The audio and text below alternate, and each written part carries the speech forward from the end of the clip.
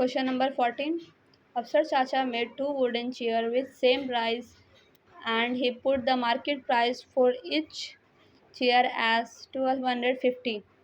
अफसर चाचा जो है दो लकड़ी का चेयर बना रहे हैं सेम प्राइस में, मतलब कि दोनों सेम प्राइस में ही बनाएं। अगर वो put the market price for each chair, अगर हर चेयर का मार्केट प्राइस वो कितना सोच के रख रहे हैं, 1250 रुपया, ठीक है। He made a profit of 15% bye selling one chair, वो एक चेयर बेचने पर 15% का प्रॉफिट कर लिए। एंड ठीक है, एंड वन चेयर यहाँ तक हो गया, by selling one chair at 8% discount. मतलब 8% का एक चेयर हम लोगों के पास, उसके ऊपर क्या किया, वो 8% का डिस्काउंट करके भी वो 15% का प्रॉफिट कर लिए। जैसे मान लो कि शमा बुक हाउस, अगर दूसरा जगह जाते हैं बुक लेने तो वो 400 रुपये में देता है, लेकिन शमा बुक हाउस में 20 रुपये 30 रुपये कम करके देता है, मतलब डिस्काउंट करके देता है। मगर ऐसा भी तो नहीं है ना कि उनको प्रॉफिट नहीं होता होगा।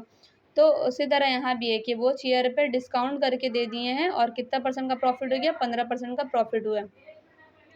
If he sold the second chair, अगर वो कितना, अगर दूसरा चेयर हम लोग का 1120 रुपये में बेच रहे हैं, then let us calculate his overall percentage of profit, तो हम लोग को मालूम करना है कि उनका टोटल प्रॉफिट परसेंटेज कितना आया है।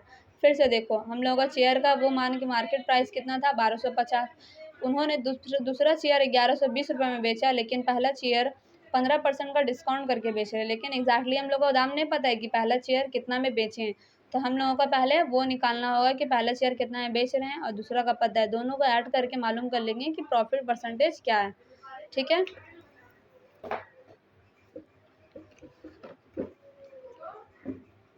पहले तो लिख लेंगे कि हम लोग डिस्काउंट कितना कर रहे थे, 8% का डिस्काउंट कर रहे थे, तो डिस्काउंट इज इक्वल टू 8%।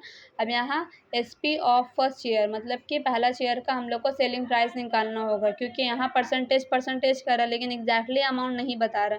तो यहाँ selling price of first chair लिख के सेलिंग प्राइस का फॉर्मूला पुट कर देंगे। अब बार बार तो अब करेंगे, आप लोगों को तो याद ही हो गया कैसे होता है। तो 100 माइनस, यहाँ देखो लॉस होता था तब भी हम लोग L परसेंटेज देते थे, यहाँ डिस्काउंट मतलब क्या होता है, पैसा कम करके ही देना, सेल कर रहा है ना, इसीलिए क्या करेंगे, -8 कर देंगे। फिर बाय 100 इंटू CP, तो यहाँ CP वहाँ क्वेश्चन ने बोल दिया था आपका कि 1250 करके मार्केट प्राइस मान रहा है, इसलिए यहाँ पर 1250 करके लिख देंगे।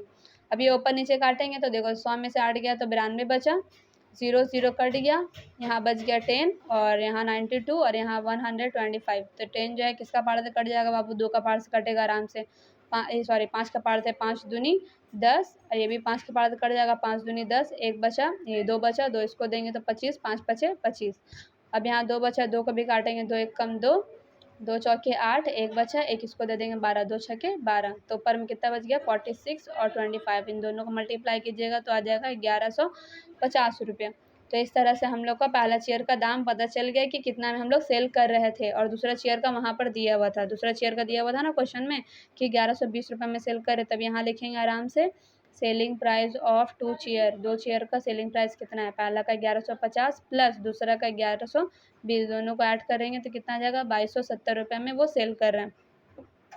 और क्या बोला था कि प्रॉफिट कितना कर रहा था, वो 15% प्रॉफिट कर रहा था। तो अब यहाँ पर हम लोग को कॉस्ट प्राइस भी निकालना पड़ेगा। तो cost price of first chair, कि पहला चेयर को हम लोग कितना में खरीदे हैं, क्योंकि अगर एक चेयर का भी आप निकाल लीजिएगा तो दूसरा का भी निकाल लीजिएगा। कैसे, क्योंकि क्वेश्चन का स्टार्टिंग में बोल दिया था कि वो 2 चेयर बना रहा है सेम प्राइस में। तो अगर पहला चेयर का जितना प्राइस होगा, ज़ाहिर सी बात दूसरा चेयर का भी उतना ही प्राइस होगा, इसलिए यहाँ क्या करेंगे, CP ऑफ फर्स्ट चेयर। तो यहाँ CP का फॉर्मूला पुट कर देंगे बाबू, 100/100 plus P percentage into SP।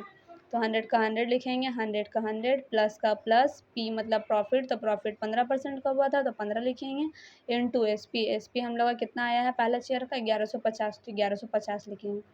इन दोनों को ऐड करेंगे तो हो जाएगा हम लोग का 115 और 1150 यहाँ था, ठीक है। इसको काटेंगे, 115 एक कम 115, 115 एक कम 115, 0 का 0, इसको मल्टीप्लाई करेंगे तो 1000, मतलब एक चेयर 1000 रुपये में बना रहे हैं।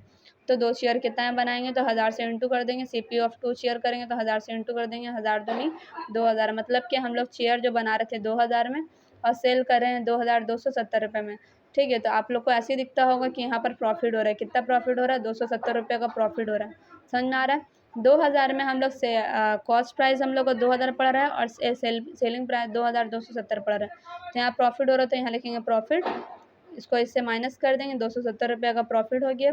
अब वहाँ क्वेश्चन ने बोला था कि कितना ओवरऑल कितना हम लोग का परसेंटेज निकला है, तो इसलिए यहाँ प्रॉफिट परसेंटेज लिख के प्रॉफिट परसेंटेज का फॉर्मूला पुट कर देंगे P/CP × 100। तो P हम लोग का 270 आया था, 270 लिखेंगे। CP means cost price. तो देखो कॉस्ट प्राइस अभी हम लोग लाया था 2000, तो नीचे 2000 लिखेंगे इंटू करके 100। 1 0 2 0 3 0, ऊपर में 3 0 कट जाएगा, नीचे का 3 0 से, ठीक है। तीनों 0 से कट गया, यहाँ बच जाएगा 27/2। तो 27/2 लिख के यहाँ क्या करेंगे, डिवाइड कर देंगे। तो 2 का पहाड़ा में 27 तो आता नहीं है, लेकिन 2 का पहाड़ा में 13 बार में 26 ज़रूर आ जाएगा। तो 27 में तो फिर 26 जाएगा, बचेगा 1। जो बचता है वो ऊपर जाता है, ये नीचे है तो नीचे देखिए। अब क्योंकि हम लोग परसेंटेज निकाल ले बाबू, इसलिए आंसर में परसेंटेज एकदम देना कंपलसरी है। ओके।